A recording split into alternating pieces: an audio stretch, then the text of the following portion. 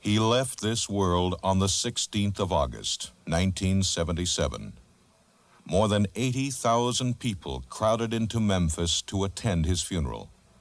They wept as the white limousines and hearse traveled to Forest Hill Cemetery.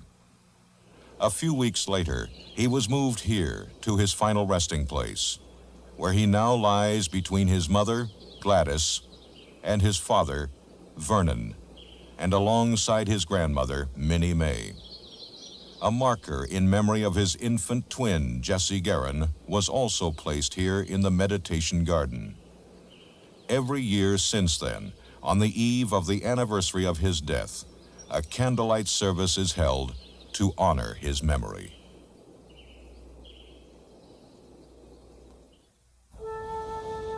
Over the years, thousands upon thousands of people from all walks of life, from all 50 states, and almost every foreign country have stood at these gates for hours and days at a time, hoping to catch a glimpse of the man who lived within these walls. They felt a strong kinship with him, a sense of pride in his accomplishments, and a delight that he was able to enjoy the fruits of his labor to such an extent. They also took pleasure in the fact that he represented the American dream, and that it was still very real and possible to attain. He gave them that, and he gave them a great deal more.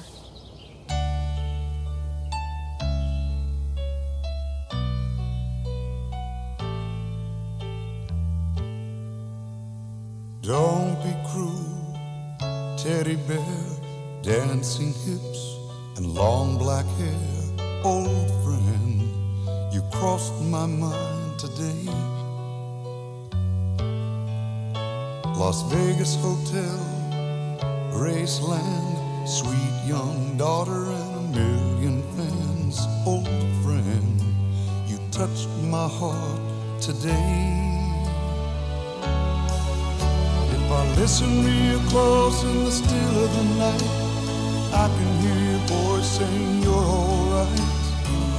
Close my eyes, open my soul, touch the king of rock and roll. Old friend, it's good to feel you once again. You shook us all up, you loved us tender, caught us in a trap, we all surrendered on. Oh yeah, loving you. Don't daydream me now. I'm falling in love with you. I can sit down, put your records on. 7 sad years are suddenly gone. God, you were young, it doesn't seem fair. Would you be here if I could have been there? Oh, friend, my heart's crying once again.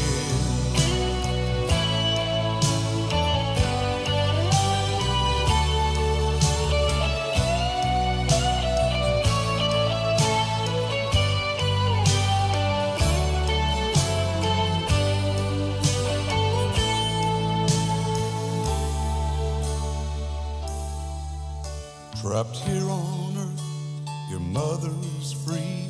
A lonely pain we refuse to see. Old friend, you touched my heart today. Oh, old friend, I'm missing you once again. I'm missing you once again. Hello, I'm Priscilla Beaulieu Presley, and I'm very aware of what Graceland has come to mean to so many people throughout the world. It's a tangible link to the man that they loved and admired through the years. And as an executive of his estate, it was my feeling that Graceland should be open to the public so they could share in his accomplishments and have a clearer understanding of not only the legend, but of the man himself. As you travel this road leading to the main house, there is very little to indicate that this was the home of a poor country boy from Tupelo, Mississippi, who, with remarkable instincts and a God-given ability, was able to define a whole new era of American music. This is Graceland. Since 1957, the home of Elvis Aaron Presley. Although it has become a symbol, a museum, and to some people, a shrine, it is still first and foremost the place where Elvis lived, laughed, and shared good times with his friends and family. In other words, it was a home, in the best and truest sense of the word. I'm happy you can join us now as we make our own private tour of Graceland, and I'm pleased to be able to act as your host for this hour and contribute some insights into the life and career of this living legend named Elvis Presley. We're in the main hallway, the first thing that you see when you enter the front door. This and everything else in the house has been restored to its original condition wherever possible. This is the decor and the furnishings that were used 18 of the 20 years that he lived here. Elvis bought Graceland in 1957, just a few short years after his career began to skyrocket on a national basis. Now, can you imagine the sense of gratification he felt? This young man in his early 20s, who'd been laughed at and scorned for his musical tastes and ambitions, to be able to sit down and write a check for $100,000 cash and purchase his southern mansion. It wasn't only the fact that he now owned a large house and nearly 14 acres of land that pleased Elvis so much. It was also nice to know he had purchased a piece of history, a property that had been in the previous owner's family for generations. You might say it gave him instant respectability. Elvis bought Graceland from a woman named Mrs. Moore. The estate was named after Mrs. Moore's great-aunt, Grace. And during the 20 years that Elvis called this home, he made many improvements, some of which you'll see as we travel through the house and grounds. In order to really comprehend what this house meant to Elvis and to me when I lived here, I think it's important to put it all into some kind of perspective. Elvis was born in Tupelo, Mississippi, in a 30 by 15-foot shack. Elvis's mother, Gladys, had the normal aspirations for her son, that he should grow up healthy and eventually have a steady, well-paying job with the possibility of a pension at the end of the road. It was a good, solid middle-class dream, and never went so far afield as to include the possibility of his ever becoming an entertainer, let alone the most legendary star in the history of entertainment. I read comic books and I was the hero of the comic book. I saw movies and I was the hero in the movie. So every dream that I ever dreamed has come true 100 times. In the early years, Elvis didn't harbor any great ambitions for himself. He thought perhaps of becoming a mechanic, as he liked to work with his hands. One of the first jobs he ever held was driving a truck for the Crown Electric Company. It was in that truck that he first drove to Sun Records in Memphis to record 2 songs to give his mother for her birthday, My Happiness and That's When Your Heartaches Begin, both originally recorded by the Ink Spots. When I was working for Sam Phillips, one of the services we offered was a general recording service which gave the public an opportunity to literally come in off the street and make a record of anything they wanted to. $3 one side, $4 two. One day, a very strange-looking young man with sideburns came in and said he wanted to make a record for his mother. I believe he said for his mother's birthday. Sam wasn't there at the time, so I decided to cut the record for him myself. Partway through the first side, I began to get these very strange reactions to his voice and his manner of singing, and I did something that normally we never did. I reached out and started the tape recorder so that I could get a part of one of the songs so that Sam could hear it later when he came back. Hey, you had to be blind not to know the guy had something. Something nobody could describe. I don't think till this day that we can describe what Presley had. But he had it. He had it in abundance. But the dream must have taken shape for Elvis long before that first recording. Perhaps it started when he won second prize at the Mississippi-Alabama Fair and Dairy Talent Contest at the age of 10. He sang Old Shep, and he charmed the judges. In any event, it was a far cry from the simple surroundings he was used to as a child to this elegant dining room with its fine china and crystal chandelier. The setting was obviously different. But what about Elvis himself? Well, oddly enough, he really hadn't changed that much. He still enjoyed the companionship of his family and friends at dinner time, and it wasn't uncommon for 10 to 12 of them to be around this table when dinner was served, and that was usually around 9 or 10 in the evening. My clearest memories are of this room around Christmas time. There was always a very large tree set up in front of the window over there, and everybody would help decorate it. Well, I take that back. Almost everybody. Elvis would usually prefer to supervise rather than actually participate. And when it got close to midnight on Christmas Eve, we'd all gather around the tree and we'd exchange our gifts. Elvis was always home for Christmas. The decorations would start going up around Thanksgiving and then remain up through his birthday on January the 8th. One time, when Elvis was in California, he noticed the extravagant way that some people decorated their property for the holidays. He was particularly impressed with one estate where the driveway was illuminated from street to front door with an elaborate display of blue lights. He called his father, Vernon, in Memphis. He described the look, and he told him to arrange the same setup for Graceland in time for his return. Well, Vernon said the way that he described it, it could easily be mistaken for the lights on an airport runway, and they'd be darn lucky if a plane didn't land right in the front lawn. Nevertheless, he followed Elvis's instructions, and when he arrived back at Graceland for Christmas, Elvis was delighted with the effect. Of course, the inside looked very festive as well, and even the draperies in the formal rooms were changed to bright red for the holiday season.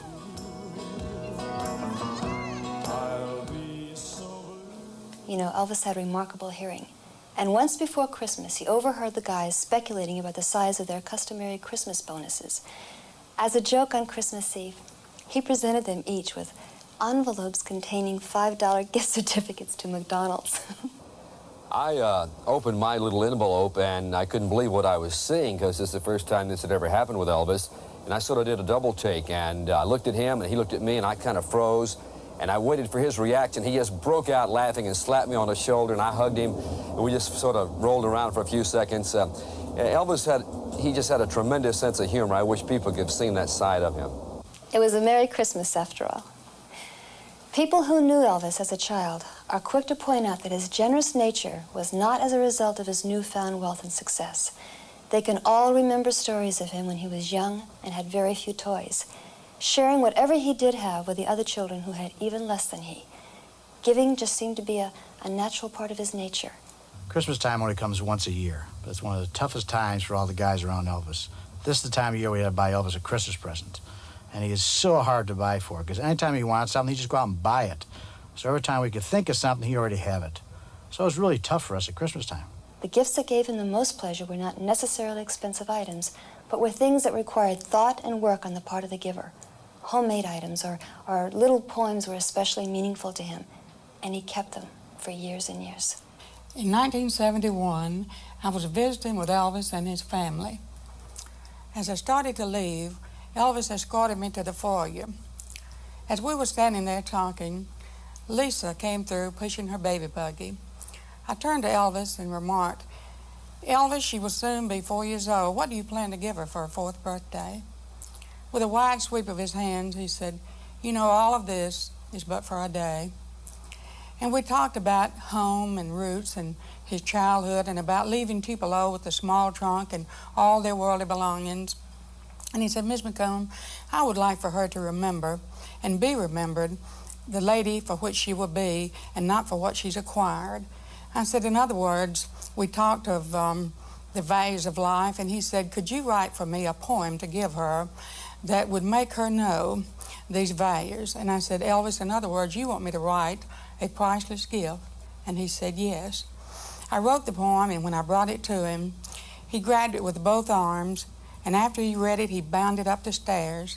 He came back down, and he was crying, and he took my copy, and he wrote on it, "This is just beautiful, Elvis Presley." And he looked, and the tears had smeared my copy, and with his elbow, he started to wipe them away, remarking, "Miss McComb, I've ruined your copy." And I said, "No, Elvis, someday those teardrops will be priceless." New Year's was another big holiday celebration at Graceland. Elvis used to buy over $2,000 worth of fireworks to set off at midnight. We used to have fireworks battles at Graceland around the holidays. Elvis would buy a tremendous amount of fireworks, and we would divide up in 2 teams. We'd put on leather jackets and helmets and goggles, and we'd take these Roman candles and fire them at each other. And each team had their supply of fireworks, their ammunition, if you will, right behind the team area. And something happened one night, and a Roman candle went astray and went right into our supply of fireworks. And you'd have thought an atom bomb or something had gone off. It just exploded, and the sight was just breathtaking. It was beautiful, all these fireworks going up. And I said, Elvis, isn't that great looking? And he said, it ought to be, GK. It cost me $2,000. This is the living room, and this is the famous 15-foot couch that was especially custom-made just for this room. Many items here hold memories for me and Elvis. That picture of Elvis's father, Vernon, was given to Elvis by him for Christmas in 1976. And this portrait of Elvis, which used to hang in Vernon's office behind his desk, was made when Elvis was about 22 years old, just about the time he bought Graceland. In addition to these paintings, there are many others throughout the house. Most of them were placed here when Graceland was open to the public. When he lived here, Elvis didn't care to see his face staring at him from all the walls. But there was one portrait he was especially fond of. I was painting in my studio one afternoon at Caesar's Palace, and I was looking over my shoulder, and I thought I saw Elvis Presley. And I did a quick double take. I looked, and it really was Elvis. And he told me that he had seen a portrait that I had recently done of Johnny Mathis, and he wanted one. And of course, I was super delighted. We set up an appointment for a couple of days later, and as the day arrived and Elvis came walking through the casino, I said, Elvis, that's all I needed. I just needed to see you just walking across the casino. And he said, oh, wow, I just gave the band the whole day off.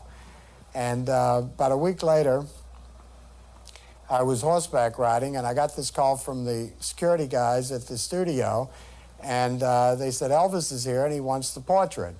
And there was a little problem with not having the amount of cash or something, and I said, oh, come on, we got to let him have the painting, but it's not quite finished. And he said, Elvis said it's exactly the way he wants his painting to look.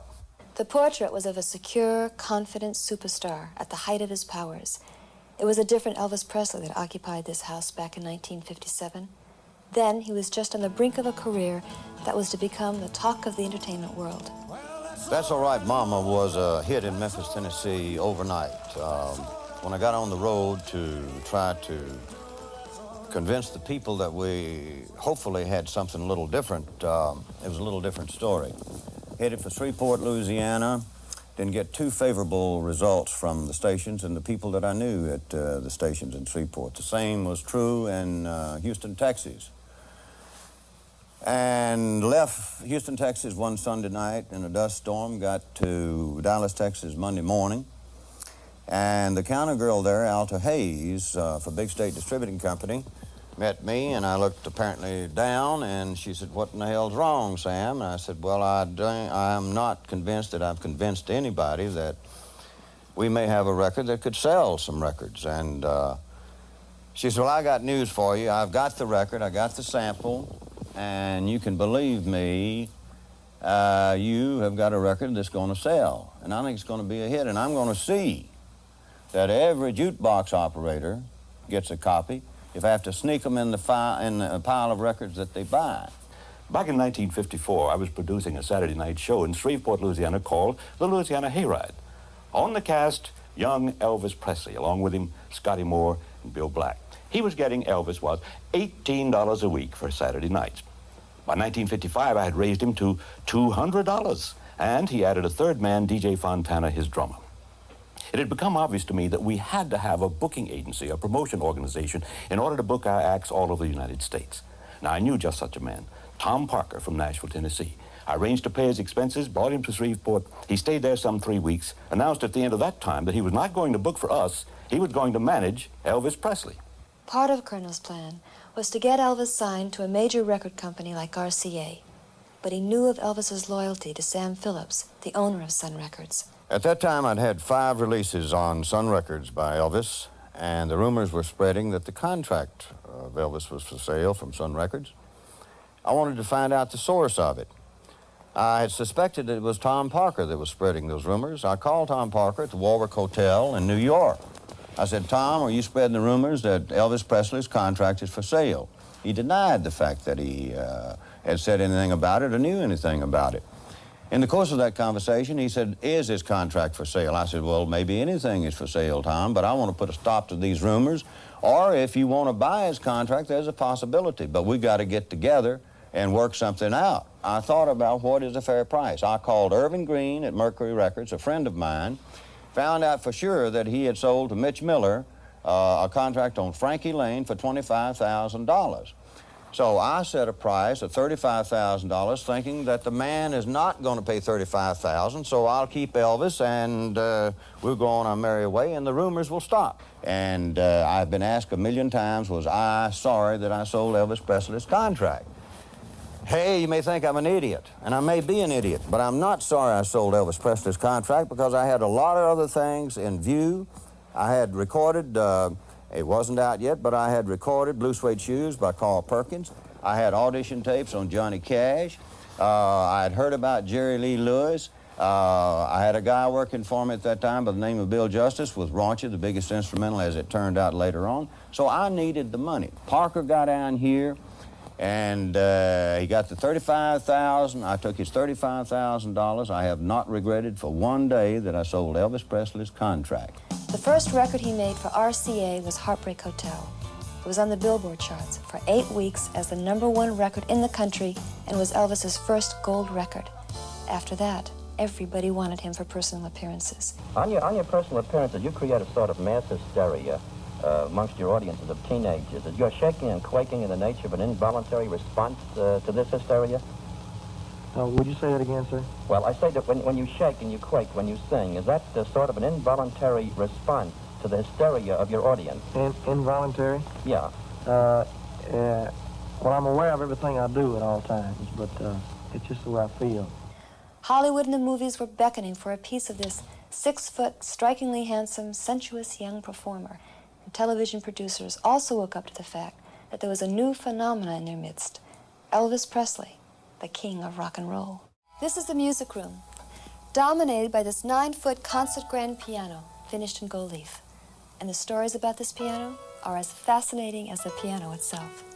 Elvis called me into the kitchen one day and told me that he knew I needed a piano for the church that I was pastoring. And he said he would like for me to have the gold one because he no longer needed it. I was really overwhelmed by his generosity, but not surprised. The piano was really too large for the church, and I asked him if I could trade it for a smaller one. And he said whatever suited our needs was fine with him because he gave it to me. My husband pulled the tractor up in front of the house, moved the piano out on the dipper of the tractor. That was the last I saw of it until it was moved back into Graceland one evening. In the spring of 1982, we were preparing to open Graceland to the public. Newspaper articles had caused telephone calls to begin pouring in from people all over the country who had artifacts that Elvis had owned or things that had been at Graceland. Most of them wanted us to purchase those things. We even had a call from a woman who wanted to know if we were interested in buying x-rays of Elvis's teeth. So amongst all those calls one day, a gentleman here in Memphis called and told us that he had the gold piano that had been at Graceland. I was amazed and told him that we had no way of purchasing the piano from him because we knew it was quite valuable.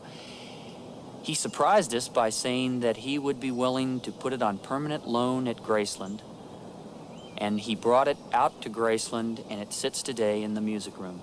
Elvis used to love to sit at the piano and pick out tunes, especially gospel and sacred music. He also loved to be surrounded by people who sang with a feeling and a sense of spontaneity. And although Elvis has been called the king of rock and roll and has made tremendous contributions to pop and country music, it's interesting to note that the only Grammy Awards he ever won were for his albums of sacred music. Now we're going to go to the TV room, which is located in the basement. When Elvis first bought Graceland, these were just bare rooms. He decided he wanted an informal place to watch television, listen to records, and bring people over to party. In this room, he could do all three. He loved television, especially live sports events and sitcoms. Some of his favorites were I Love Lucy, Carol Burnett, and The Dick Van Dyke Show. There are at least 14 sets in the different rooms here at Graceland. The idea of the 3 TV sets in a row he caught from Lyndon Johnson. When Johnson was president, he liked to watch all 3 network news programs at the same time. Elvis liked to do the same thing with football games. He kept most of his record collection down here. As you go through these stacks of records, it's apparent that he had a wide range of taste in music. There are all kinds here, from gospel, rhythm and blues, country, pop, bluegrass, classical, and even opera. The rest of the collection is located in the private bedrooms upstairs, along with cassettes of his favorite films, his books, and an organ.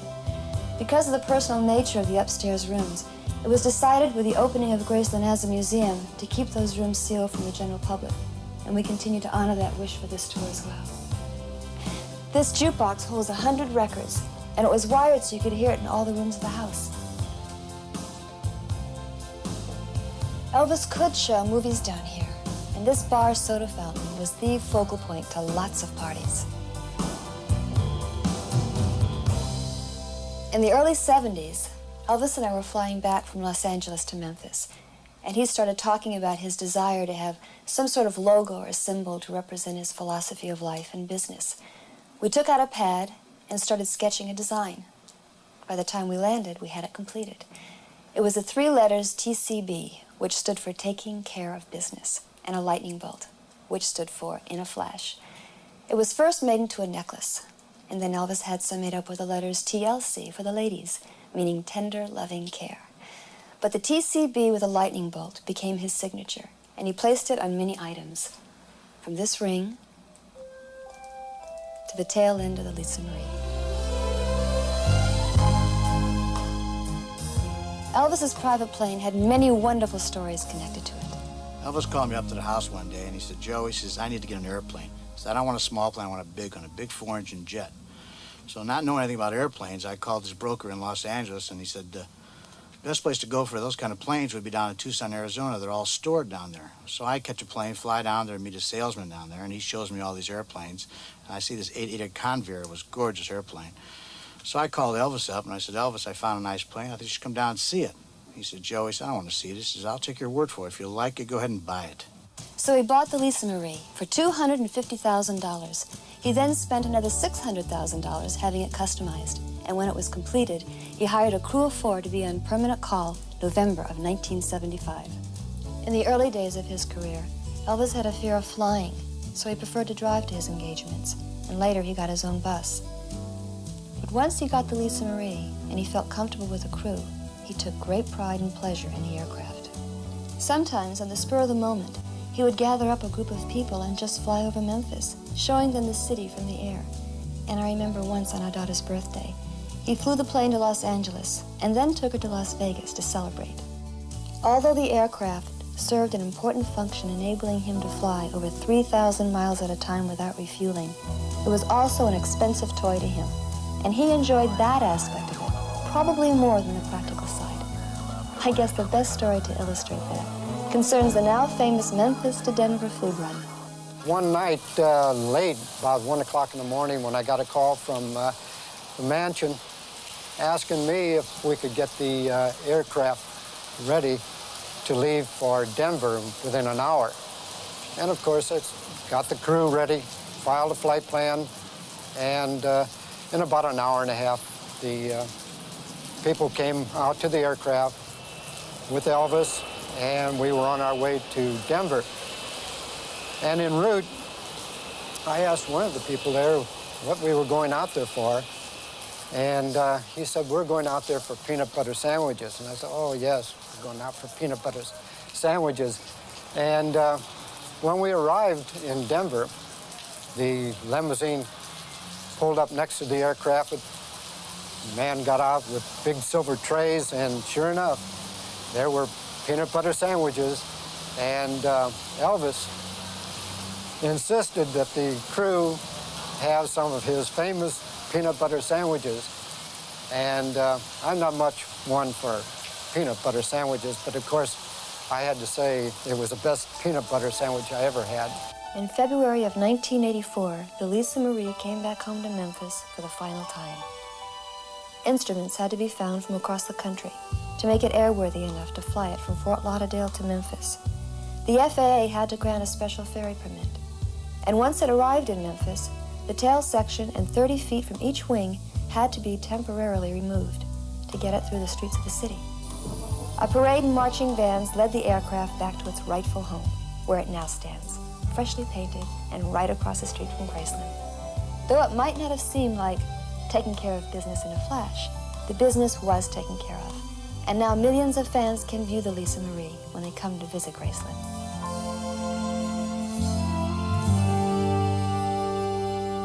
Oh, you should have been here a few minutes ago. I just made 6 balls in one shot. Well, as you can see, we're down in the pool room. Some people love it, some people hate it. Elvis loved it. Oh, by the way, I didn't make the tear in that felt over there. That was one of Elvis's friends trying to make a trick shot. Obviously, he missed. Elvis bought this table in 1957, just shortly after he bought Graceland.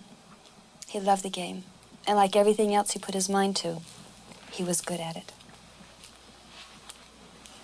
The room is decorated with 750 yards of fabric. Shooting pool was only one of the ways that Elvis let off steam. He also had other means of relaxing and diverting attention away from work. Sometimes he would rent the local movie theater to show films to family and friends. Patton was one of his favorites. Also the Monty Python films and anything with Peter Sellers. The films he liked, he would show over and over again, often reciting all the dialogue with the actors. Elvis loved movies, but he couldn't go to the movie theater just like any ordinary person. It caused a mob scene. So we started renting the movie theater in the evenings. We'd go to a film exchange, get 3 or 4 first-run movies.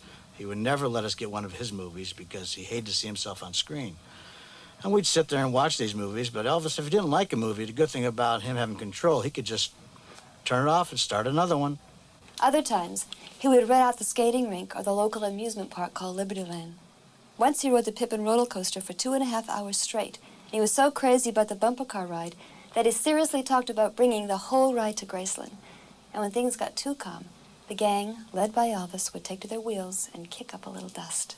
Sure, we kicked up our heels a lot, had some wild and crazy times, like renting the amusement park all night long and like converting snowmobiles to riding them on the land all over Graceland.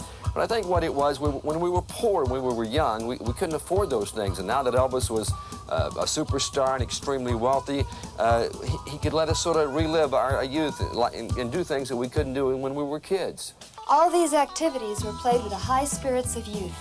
Elvis loved to instigate, participate, and best of all, win. We're in the den, or jungle room, so nicknamed because of its decor. The room itself was added onto the house in 1965, and Elvis selected the furniture from Donald's furniture store in about a half an hour. Elvis said it reminded him of Hawaii, a place he was attached to. He bought the furniture partly because he liked it, and partly because his father had made fun of it when he saw it in the store. Elvis enjoyed having breakfast in this room that boasted plastic greenery and a large artificial waterfall. He enjoyed watching television here on a large screen that used to stand right in front of the waterfall. He also felt that it was a good place to record, probably because of the carpets that are on the ceiling, an idea he got from California. He made 2 albums in this room, from Elvis Presley Boulevard, Memphis, Tennessee, and his last album, Moody Blue. The recording sessions usually took place at night, and sometimes lasting till morning. RCA would park the recording trucks in the backyard, run wires into the den, and set up the musicians over here. And Elvis would usually change the color of the light bulbs to match the mood of the song he was recording. Though it was fun, Elvis was always aware of the quality of his work and maintained a high level of professionalism when delivering the final product. Elvis always had his family around him at Graceland. His mother and father, of course, and his grandmother, and lots of cousins, and his Aunt Delta. She still lives here. She supervises the housekeeping staff and often greets some of the 500,000 visitors who come to the house on the tour each year. My husband had a heart attack, and I called Elvis. He sent 2 of his guys after me and all my stuff. And I've been living here ever since 1967. And that's Edmund, that was Elvis's dog, but he kindly adopted me, so after Elvis died, I've I'm taking care of him. And Elvis was a very special person. He never turned no one down that was in need. He was a loving and caring person for everyone that he came in contact with, and most everyone loved him. One of the reasons that Elvis loved Graceland was because it could fulfill his dream of being surrounded by all kinds of animals. Over the course of 20 years, there was a regular zoo here, including a turkey named Bowtie. There were peacocks, minor birds, parrots, mules, guinea hens, ducks, monkeys, and of course the famous chimpanzee, Scatter. Scatter had a definite mind of his own, and he also loved to chase the ladies. Elvis was so fond of him that he built him a house out back, complete with heat in the winter and air conditioning for those hot summer days. Everybody knows how attached Elvis would get to his pets, and if one of them happened to pass away while Elvis was on the road, they would try to keep the news from him for as long as they could. And often when Elvis went out for a ride, he would return with some furry, fuzzy, or feathery thing in the car with him. It was the most natural thing in the world for him to be around animals, and most of them responded in kind. To a teenager growing up in the 50s and 60s, nothing symbolized freedom more than a set of wheels. The love affair with cars starts even younger and never quite ends. Elvis was of that generation, and when he was able to afford anything he desired, cars were one of the first things he indulged in. He owned many of the finest automobiles ever made, and he was also famous for giving them away for the slimmest of reasons. Although Elvis owned hundreds of cars, many of them one of a kind, these were his favorites for one reason or another. This 1973 Stutz was a remarkable machine with real gold trim and a gold key for the ignition being only two of its unique and elegant features. The Ferrari was built for speed and styling, was sleek and understated, all the qualities that Elvis admired. The three supercycles had Volkswagen engines, and Elvis used to love riding them up and down Elvis Presley Boulevard out front. The pink Jeep was used by Elvis in the movie Blue Hawaii, and many guests who come to visit Graceland love to have their pictures taken in that Jeep. And of course, one of the most famous cars associated with Elvis is the pink Cadillac he gave to his mother. Although it was true she never drove it, and as a matter of fact, never even had a driver's license, the car was a very important symbol to Elvis. It showed how much he cared for his mother, how he was able to give her the best things in life, and that he wanted to repay in his way all the love and care that she had showered on him from the beginning. Though Elvis was extremely generous, he also enjoyed making a good deal. And once when he ordered a fleet of cars from a local dealer, he found that he wasn't given a discount of any kind and canceled the order, and he took his business elsewhere. This building, which is not on the regular tour and has never been open to the public, was used by a full-time staff of people hired to respond to the tremendous amount of fan mail that Elvis received from all over the world. Many of the items that were received, such as his photo album, scrapbooks, portraits, teddy bears, fan mail, scarves, t-shirts, were all sent here to be acknowledged and stored for Elvis. Most were given by him to children's hospitals and orphanages, perhaps more than any other entertainer. Elvis felt a powerful bond with his fans throughout the world. He knew they were responsible for his continuing success, that they were loyal and supportive throughout his entire career, and that they took great pleasure in his triumphs and stature in the world. They would overwhelm him with letters and gifts and signs of their devotion, and whenever possible, he would come to the gates of Graceland and talk to the ones who would gather there. The fans, as a rule, would respect his right to privacy, but since they felt such a kinship with him, some of them would treat his home and his life as if it were their own. Once when Elvis heard a splashing noise coming from the pool area, and when he went out to investigate, he found a girl swimming around in his pool. Rather than becoming angry at this invasion of his privacy, he just warned the fan to be careful, and he left her there to continue her swim. One of the things that Elvis and I shared in common was a love of horses. He took great pride in this area of Graceland and was in complete charge of organizing the barn and stable.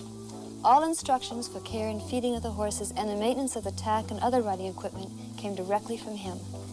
When Elvis purchased a farm in Mississippi, he felt every one of the gang should have his own horse. So he went out and got 17 of them. Of course, a horse is no good without a saddle. So he got 17 of those. Now, if you have a horse and you have a saddle, you have to have some way of getting to the horse and some way of carrying the saddle. So he also bought everyone his own pickup truck. Elvis never did anything halfway. Of all the horses that Elvis owned during his years at Graceland, 5 are still here under the expert care of Aileen Rayford. And this was his favorite. It's a golden Palomino quarter horse named Rising Sun. Hey, boy. And in this coming May, he'll be 24 years old. Hey, boy. Elvis used to ride him down to the front wall where there were lots of fans gathered. He'd occasionally sign autographs. He bought Rising Sun in 1967. And for a time, this barn was known as the House of Rising Sun. This is Mare Ingram. The horse was named after William Ingram, who was the mayor of Memphis at the time. And now I'd like you to meet Ebony's Double, sired by the world champion walking horse, Ebony's Masterpiece. Last year, after 8 years of being out to pasture, Ebony was retrained over a period of 40 days and performed an exhibition at the Tennessee Walking Horse Celebration in Shelbyville. Ebony's Double went through his paces to a medley of Elvis's songs, and needless to say, the response from the crowd was overwhelming. Yeah. This beautiful horse is Memphis. His claim to fame? Of the original 17 horses that Elvis bought, he's the last to survive. Hey, hey there. A little busy. And this is Lisa Marie's pony, Mariah. Yeah. Elvis used to love to get a rise out of people and would often do offbeat things just to get their reaction. When Grandma Presley was alive, he once brought this pony right into the den. The pony, not making any distinction between outdoors and indoors, did what came naturally. Much to the annoyance of Grandma, who informed Elvis in no uncertain terms what she thought of his actions. Elvis loved sports. In the mid-70s, racquetball was catching on all over the country. So he decided to build his own court. And this was the result. It wasn't only used for racquetball, but for weightlifting and jogging as well. Up on the 3rd level, there's a whirlpool and steam room. And on this floor, a lounge and a bar. This is the last piano Elvis ever played. It was on the morning of August 16th, and he had played a few games of racquetball and stopped on his way out to relax at the piano. He played Unchained Melody and Blue Eyes Crying in the Rain, and then headed back to the house. The racquetball court itself was constructed in 1975 and provided Elvis with countless hours of pleasure and wholesome head-to-head competition.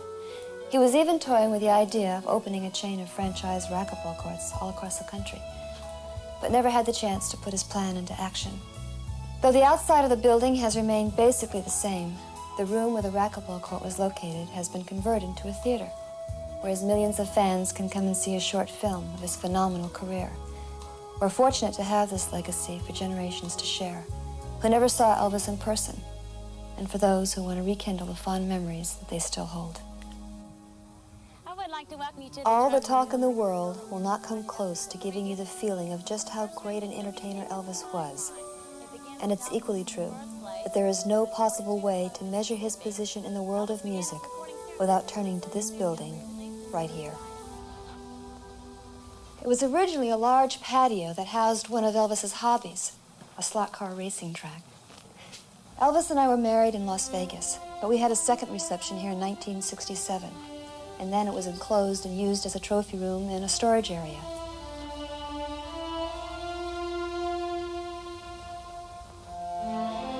This building is divided into 3 sections. The first gives some indication of Elvis's life and career, beginning with his birth certificate, family pictures, and memories of life back in Tupelo, Mississippi, his birthplace. Memories of his Army career are located in this building, too. The uniform he wore in 1958.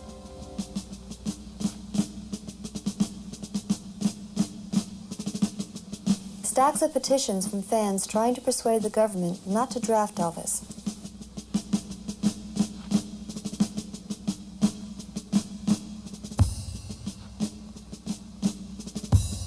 And his honorable discharge from the service which he received in March of 1960 after serving for a year and a half in Germany. Elvis could very easily have been assigned to the Special Services branch of the Army. He could have spent his military time entertaining the troops as lesser-known performers have done. But he chose instead to be treated like every other inductee, and for that, he gained the admiration of the other soldiers with whom he served. It was while Elvis was stationed in Germany that we first met. After his discharge, he returned here to Graceland to resume his career and to once again enjoy his freedom and pleasures of civilian life. Well, now you're really home. How does it feel? Pretty hard to describe, I'll tell you. It's hard to get used to, you know. I mean, I've been looking forward to it for 2 years, and all of a sudden here it is. It's not easy to adjust to it. Are you going to keep Graceland? I'm going to keep Graceland as long as I possibly can. It would take more than our time allows just to mention all the awards, citations, accolades, honors and tributes that have gone to Elvis during his career. These are some of them, and as you can see, they come from all parts of the world, from all types of people and organizations, and they all represent some sort of milestone in a remarkable career. This is called the Hall of Gold, and the reason is obvious. It is the most impressive display of music awards ever assembled. According to most recent statistics, as of 1984, Elvis Presley is officially responsible for the sale of over 1 billion records, more than any other single artist or group in the history of the recording industry.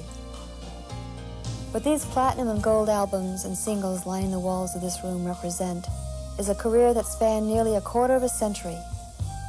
And the record awards cover not only rhythm and blues and popular music, but cross over into country, gospel, and rock and roll as well. He was the first performer to ever break down so many musical boundaries and succeed in such a variety of styles.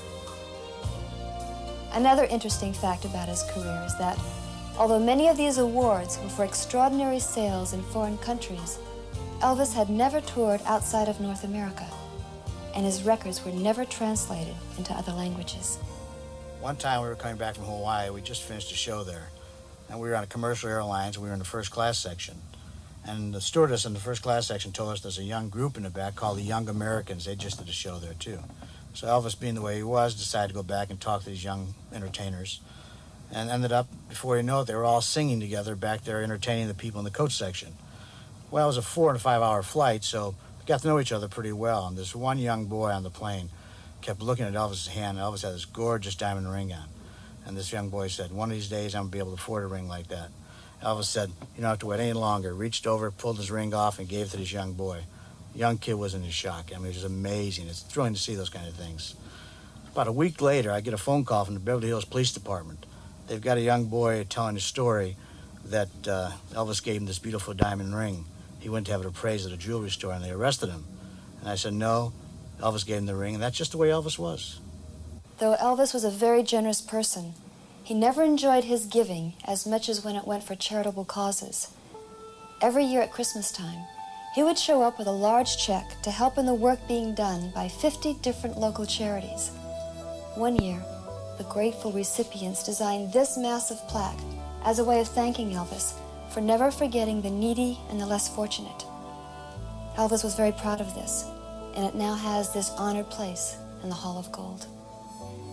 Most of us are very fortunate to have a shoebox full of souvenirs and remembrances for our careers. But Elvis was one of those rare people who, because of what he did and who he was, had enough reminders of his achievements to fill many rooms his size. These walls hold some of his prized possessions, and along with each item is a story. The stories, when woven together, form a tapestry of fame, fortune, success, challenge, perseverance, simplicity, and devotion. That is the basis of the legend known as Elvis Presley.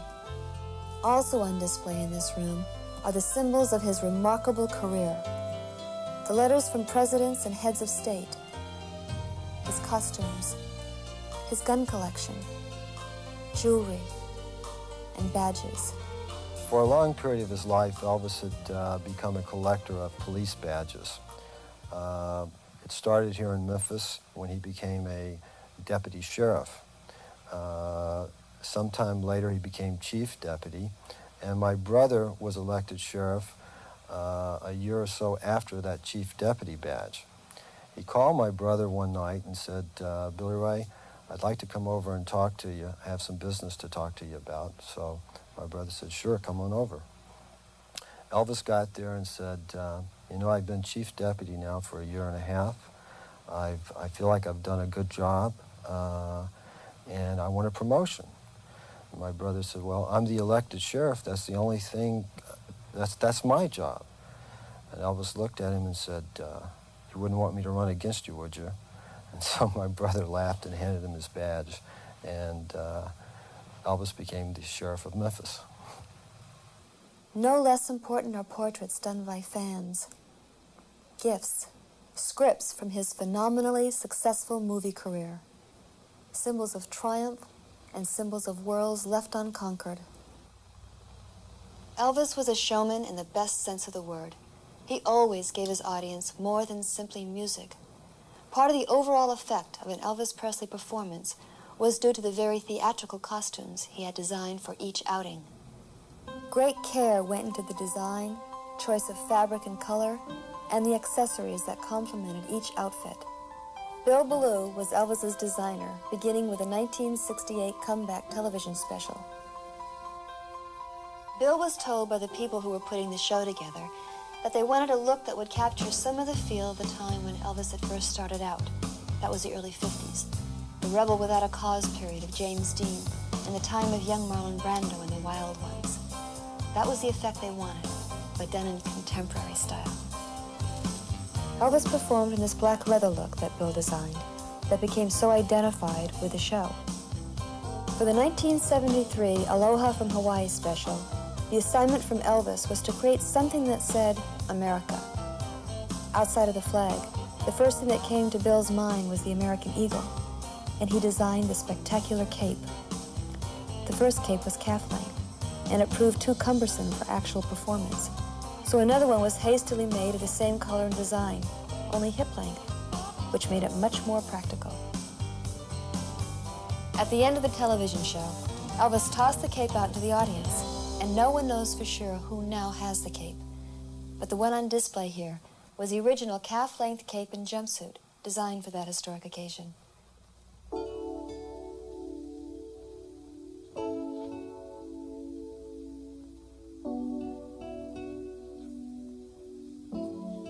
The trunks were packed for the start of another tour, one that would have brought even more recognition and reinforced the love and devotion with which he was bound to his many fans. He was the king of rock and roll. But more than that, he was a very special human being who touched our lives, our consciousness, as few men have ever done. There's no doubt that we all miss Elvis. All the charm, the talent, the magic, the indefinable gift that made him such an important part of our lives. But we are very grateful for all the memories he's left us. Thank you for sharing some of them with me tonight.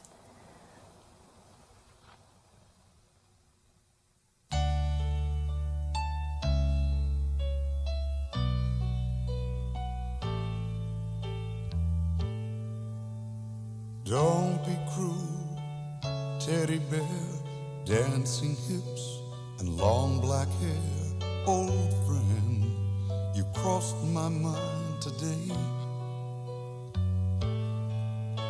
Las Vegas Hotel, Graceland, sweet young daughter and a million fans. Old friend, you touched my heart today.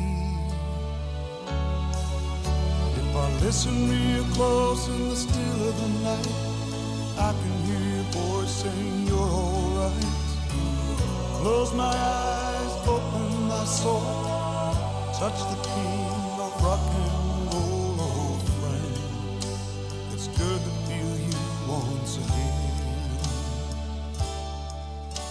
You shook us all up, you loved us tender, caught us in a trap, we all surrendered on.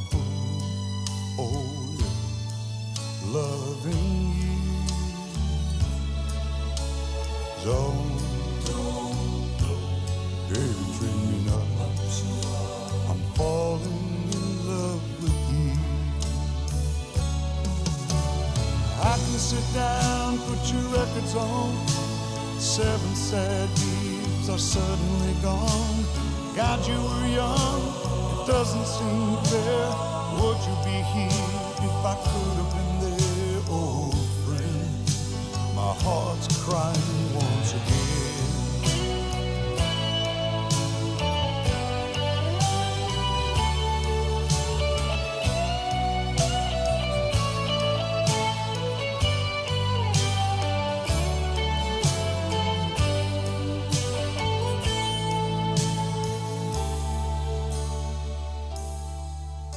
Trapped here on earth, your mother's free.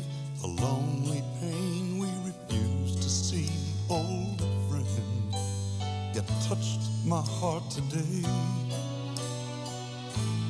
Oh, old friend, I'm missing you once again. I'm missing you once again.